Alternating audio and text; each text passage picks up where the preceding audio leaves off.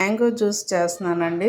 మామిడి పళ్ళు నేను 3 తీసుకున్నానండి. ఇలా తొక్కు తీసేసి ఒక గరిటె తీసుకొని, లేకపోతే మీ దగ్గర ఏమైనా జ్యూస్ ఇట్లాగా తీసేది ఉన్నా కూడా ఇదంతా కూడా చక్కగా ఇలా తీసేసుకోండి. మొత్తం జ్యూస్ అంతా వచ్చేస్తుందండి.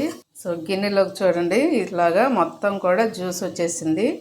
ఇప్పుడు మనం ఒక జ్యూస్ జార్ తీసుకొని దానిలో వేసుకుందామండి. ఎందుకంటే ఇలా కొంచెం గడ్డలు ఎక్కడన్నా గడ్డలుగా లేకుండా ఉండాలి అంటే స్మూత్గా ఉంటుందండి జ్యూస్ కూడాను.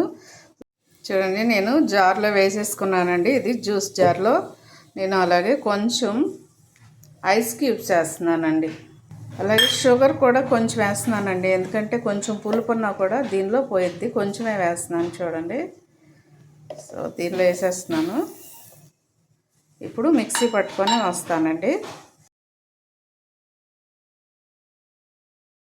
చూడండి, ఎంతో టేస్టీగా ఉండే మ్యాంగో జ్యూస్ రెడీ అయిపోయింది.